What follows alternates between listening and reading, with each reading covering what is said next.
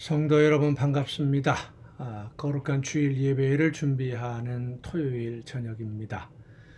지난 한 주간의 모든 삶의 열매로 하나님께 기쁨으로 감사의 예물, 거룩한 산 제물로 드려지는 여러분 모두가 될 수 있기를 간절히 바랍니다. 이 시간 우리가 함께 은혜를 나눌 본문 말씀 요한복음 3장 16절입니다. 요한복음 3장 16절 봉독합니다. 하나님이 세상을 이처럼 사랑하사 독생자를 주셨으니 이는 그를 믿는 자마다 멸망하지 않고 영생을 얻게 하려 하심이라. 아멘. 요한복음 3장 16절 아주 중요한 구절 말씀이기 때문에 오늘도 이 본문을 가지고 깊이 들여다보고자 합니다. 하나님이 세상을 사랑하시는데 어떻게 얼마나 사랑하시는지를 표현하는 단어가 이 본문 말씀에 들어있는데 그 단어가 바로 이처럼이라고 하는 말입니다. 이처럼이라고 하는 이 말은 이와 같이라는 뜻도 있고 이렇게라는 그런 방법에 관한 의미도 있고 이만큼이라고 하는 크기에 관한 그런 의미도 들어있는 그런 단어가 이처럼이라는 말이에요. 먼저 이와 같이라고 하는 의미로 본다면 하나님이 이 세상을 이와 같이 사랑하신다. 이런 이렇게 하나님의 사랑을 이거다라고 표현하기 사실 어렵기 때문에 이렇게 비유해서 표현하는 이와 같이 이렇게 이런 의미로 쓰여진 말씀이다, 단어다라고 우리가 볼 수 있죠. 세상의 모든 사람들을 구원하기 위해서 외아들을 제물로 보내실 정도로 하나님이 이와 같이 사랑하신다라는 말씀입니다. 이 세상 그 어떤 말로도 사실 설명이 안 되고 그 어떤 표현으로도 하나님의 이 사랑을 설명할 방법은 없습니다. 단지 이처럼 사랑하신다라고 하는 이 비유의 방식으로 설명할 수 있을 뿐입니다.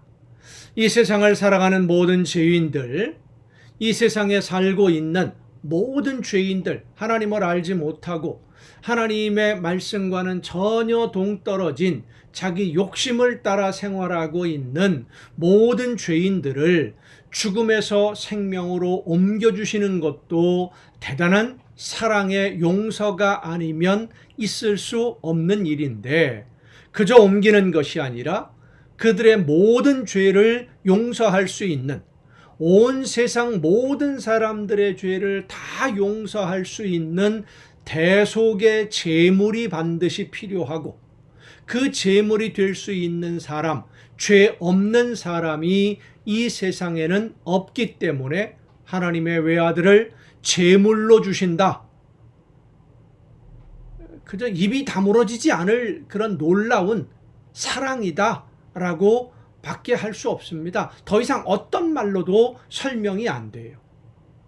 이와 같이 온 세상 모든 사람들의 죄를, 저와 여러분의 모든 죄를 용서하시기 위해서 하나님이 외아들을 제물로 주신다. 어떻게 말로 설명이 될 수가 있겠습니까?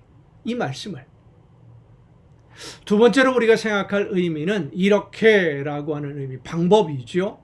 이렇게 외아들을 세상에 사람으로 보내주셨다. 제물이 되라고. 하나님의 아들이시지만 그리고 하나님이신 예수님이 이 세상에 사람으로 태어나서 사람으로 성장하고 사람으로 살아간다는 것 자체가 놀라운 사건입니다. 창조주이신 하나님이 어떻게 피조물인 사람이 될 수 있겠습니까? 이 역시 말로 설명이 안 되는 사건이에요.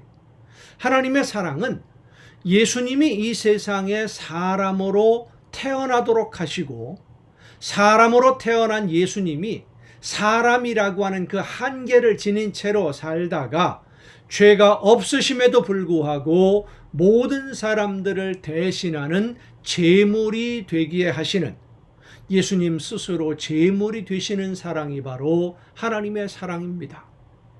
예수님이 하시는 이 본문 말씀 요한복음 3장 16절은 너희가 지금 보고 있는 그대로 하나님은 너희를 이렇게 사랑하신다. 이런 방법으로 너희를 사랑하신다 하는 그런 말씀으로 우리가 이해하면 훨씬 더 쉬울 것 같습니다. 하나님은 이런 방법으로 외아들을 대신 제물이 되게 하시는 그런 방법으로 너희를 사랑하신다. 용서하시기 위해서. 세 번째로는 이만큼 사랑하신다라고 하는 의미인데, 이만큼 하나님의 사랑의 크기를 설명하는 그러한 말씀입니다. 여러분, 하나님의 사랑이 얼마큼 클까요? 하나님의 사랑은 언제까지일까요?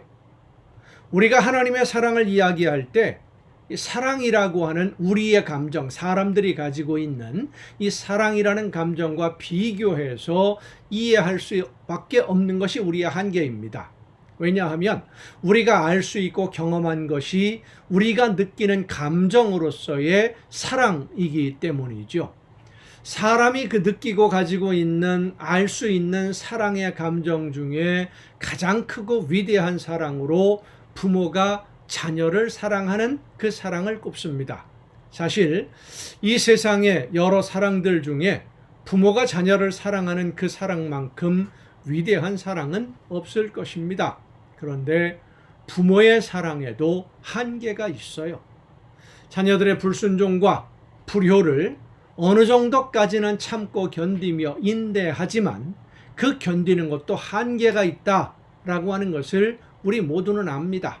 그런데 하나님의 사랑은 그 부모의 사랑과는 비교가 안 되는, 변함이 없이 무한한 절대적인 끝이 없는 그런 사랑이 바로 하나님의 사랑이라는 거예요.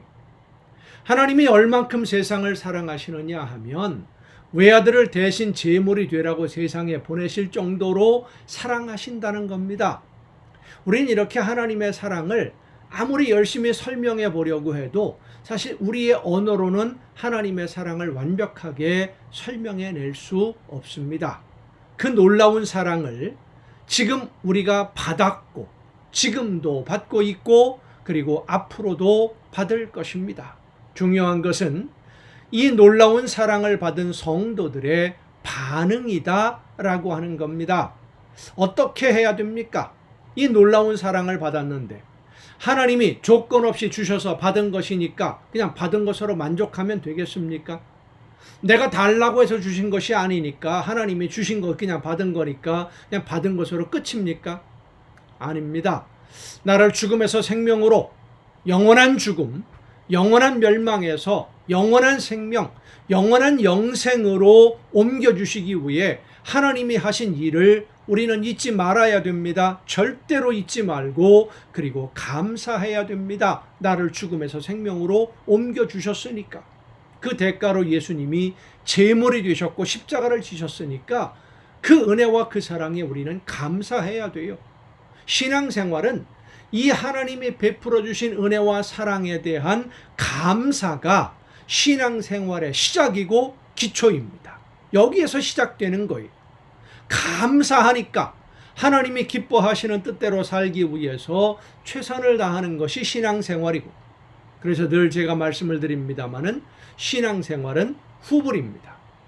이미 받은 은혜, 하나님이 나에게 베풀어 주신 사랑이 너무 감사해서 그 사랑에 조금이라도 보답해 보려고 날마다 최선을 다해서 성령의 인도하심을 따라 순종하는 것, 그게 신앙생활이죠. 말씀을 따라 성령의 인도하심을 따라 즐겁게 순종하는 것만이 하나님을 기쁘시게 해드리는 유일한 길이고, 하나님 앞에 서게 될 때 우리에게 맡겨주신 사명으로 맺는 유일한 열매, 하나님 앞에 드릴 수 있는 유일한 열매이기 때문입니다.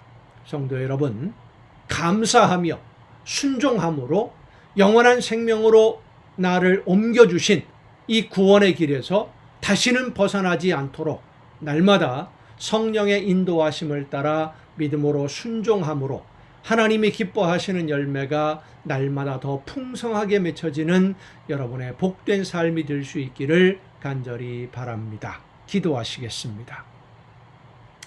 오늘도 크신 사랑과 은혜로 변함없이 저희들을 이끌어 주시고 붙들어 주시며 인도해 주시는 아버지 하나님, 하나님의 그 크신 사랑과 은혜를 받은 자녀들답게 감사하며 그 감사함으로 하나님이 원하시는 뜻을 깨닫고 순종하는 우리 모두가 되게 하여 주시옵소서. 성령의 인도하심을 따라 믿음으로 순종함으로써 하나님이 기뻐하시는 아름다운 나라를 이루어가며 하나님의 나라를 살아내는 우리 모두가 되게 하여 주시옵소서. 이 모든 말씀을 예수님의 이름으로 기도하옵나이다. 아멘. 여러분, 오늘도 수고 많으셨습니다. 내일 거룩한 주일입니다. 함께 한 마음으로 기쁨으로 예배하고 저녁 이 시간, 내일 저녁 이 시간 가정 예배를 통해서 여러분 모두 함께 다시 만날 수 있기를 바랍니다. 내일 뵙겠습니다.